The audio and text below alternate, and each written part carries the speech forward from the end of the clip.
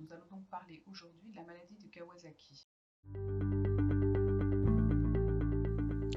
La maladie de Kawasaki est une maladie qui survient brutalement. On parle de maladie aiguë, en général chez un enfant qui allait très bien jusque-là et qui ressemble au départ à une sorte de grippe. Sauf que elle peut attaquer grappement les vaisseaux et en particulier les vaisseaux nourriciers du cœur, qui sont les artères coronaires. Alors, dans cette situation, il faut agir en plus très vite, car seul un traitement précoce va permettre de prévenir et de réduire ces complications cardiaques. Et certains signes peuvent alerter très vite les parents et les médecins.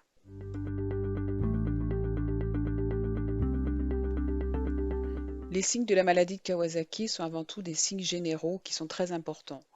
La fièvre, elle est élevée, souvent mal supportée, avec un enfant qui va être grognon. Cette fièvre peut faire des pics. L'enfant a l'air très fatigué, très irritable. Il est très difficile à consoler, même dans les bras des parents. Il a l'air d'avoir mal partout. Il mange rien. Son ventre est ballonné. Parfois même, il a de la diarrhée. Et vous voyez très bien sur la tête de ces enfants cette irritabilité qui est extrêmement importante pour avoir pour soupçonner le début d'une maladie de Kawasaki. Autre signe très important de la maladie de Kawasaki, ce sont les signes cutanés. Et au début de la maladie, il y a des éruptions qui sont en général des éruptions généralisées et qui, comme vous le voyez sur ces photos, font nous ce qu'on appelle des petites macules ou des papules, donc rosées, un peu surélevées, qui prennent soit cet aspect maculo-papuleux typique, soit parfois un aspect un peu urticarien, comme vous voyez sur la photo du bas. Autre élément très important et très utile pour le diagnostic, ce sont les modifications des lèvres et de la bouche. Au cours de la maladie de Kawasaki, les lèvres sont sèches, fissurées. Parfois, elles saignent au contact et vont former des croûtes. La langue, elle, est très modifiée aussi et vous voyez qu'elle devient rosée. Et il y a une saillie un petit peu des papilles de la langue qui donne un aspect framboisé. Et globalement, tout l'intérieur de la bouche est rouge.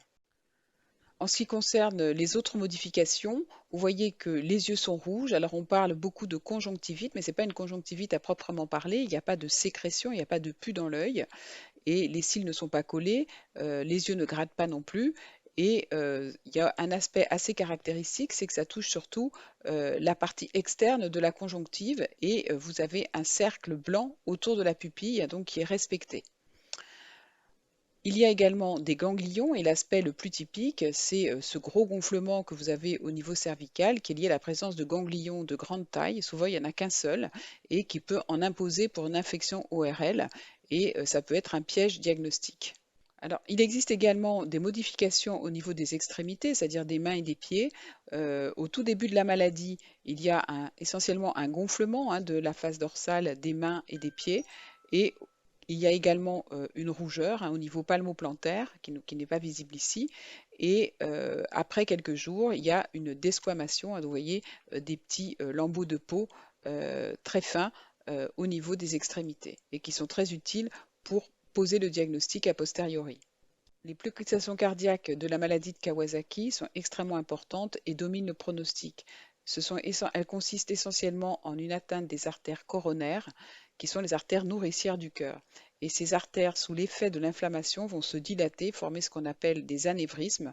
Et vous en voyez un ici très bien en échographie cardiaque. Ces anévrismes ont touché surtout l'origine des coronaires. Et vous voyez également là aussi très bien au niveau d'une coronarographie ces anévrismes qui peuvent devenir géants, éventuellement se thromboser et ensuite se sténoser et laisser des séquelles cardiaques indélébiles.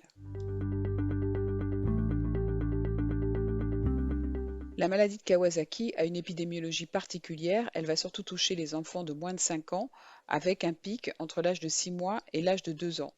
C'est une maladie qui est relativement rare en Europe, mais qui est particulièrement fréquente en Asie, en particulier au Japon où elle a été décrite pour la première fois.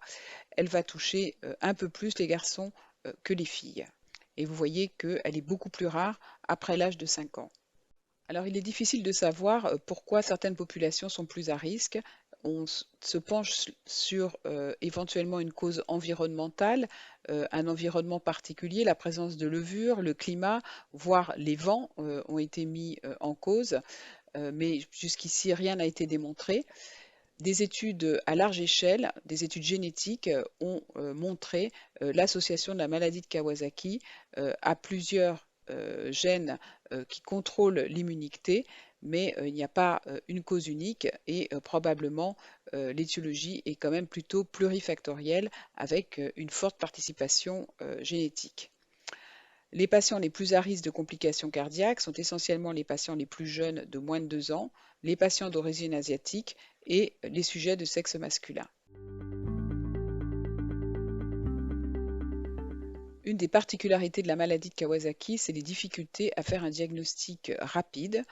La situation idéale, c'est quand tous les signes sont présents, et dans ces cas-là, le recours va être rapide, avant 10 jours de fièvre, et encore mieux si on est dans un endroit où on connaît la maladie, car on va pouvoir traiter très vite. Également, s'il y a des atteintes coronaires qui sont présentes dès le début de la maladie, on va pouvoir la reconnaître plus facilement, même si ce n'est pas forcément un facteur de bon pronostic pour l'enfant.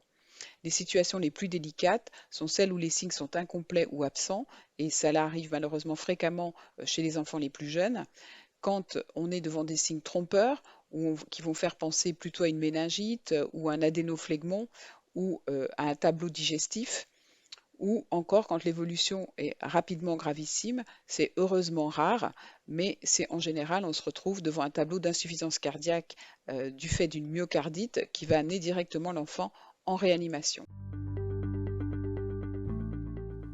Encore aujourd'hui, on ne connaît pas la cause précise de la maladie de Kawasaki, même si on a de fortes suspicions qu'elle correspond à un excès de réponse immunitaire à un stress qui n'est pas bien identifié, qui peut être de nature infectieuse, mais pas forcément exclusivement. Ce stress va entraîner une réponse immunitaire qui va se marquer par une sécrétion excessive de cytokines par les globules blancs. Ces cytokines inflammatoires vont aller léser la paroi des vaisseaux et entraîner la vascularite au niveau des coronaires. Le traitement de la maladie de Kawasaki n'est pas un traitement spécifique, il va viser globalement à réduire l'inflammation et les complications cardiaques. Ce traitement va être administré de manière la plus précoce possible, avant 10 jours de fièvre, et il ne va pas agir de manière spécifique. Les immunoglobulines intraveineuses représentent le traitement de référence de la maladie de Kawasaki. Elles s'administrent sous forme de perfusion qui va durer assez longtemps car la dose est importante et elle est calculée en fonction du poids. Globalement, les immunoglobulines vont baisser l'inflammation en bloquant les réactions de l'organisme et en particulier l'immunité. Elles vont bloquer les cytokines, elles vont bloquer les anticorps, elles vont bloquer des signaux d'activation des cellules du système immunitaire. Elles vont agir très rapidement en 24-48 heures et une réponse rapide et complète est observée dans plus de 80% des cas. Par ailleurs, elles vont diminuer le risque de complications cardiaques si elles sont administrées très tôt. On associe aux immunoglobulines intraveineuses l'aspirine à dose anti-inflammatoire qui sera relayée ensuite à dose antiagrégante quand le pic inflammatoire sera passé. Alors, ce qui amène l'enfant à l'hôpital a bien été raconté par la famille Travolta, qui malheureusement a perdu un enfant de maladie de Kawasaki, de fait de séquelles tardives, et il nous raconte que le système immunitaire tout entier de Jet s'est arrêté, qu'il est tombé très malade, qu'il avait beaucoup de fièvre, qu'il l'emmenait sans arrêt chez le médecin, qu'il ne savait pas ce qu'il avait, et qu'il avait des éruptions cutanées et des ganglions très gonflés. Alors bien sûr, il faudrait également insister sur les signes digestifs qui sont très fréquents et également sur la rougeur oculaire qui est un signe d'appel important. Et puis, très rarement, et en particulier si on est devant un tableau de myocardite, un épuisement, une pâleur extrême et un essoufflement. Alors, quelle est la vie quotidienne après une maladie de Kawasaki? Pour tous les patients, il faudra bien sûr avoir une alimentation la plus saine possible en limitant le sel, le sucre raffiné, les graisses animales, éviter au maximum les aliments transformés, mais ce sont des conseils qu'on peut donner aussi en population générale. Éviter de fumer, faire de l'activité physique régulière et puis avec l'âge, surveiller sa tension artérielle, son cholestérol et le sucre dans le sang. Les patients qui ont eu des anévrismes de grande taille sont un petit peu à part. Il faut qu'ils aient un suivi cardiologique à long terme car uniquement la moitié de ces anévrismes vont régresser totalement. Il va y avoir pour un certain nombre de patients la nécessité d'avoir des anticoagulants au long cours et l'activité physique sera possible, mais après une épreuve d'effort et hors compétition.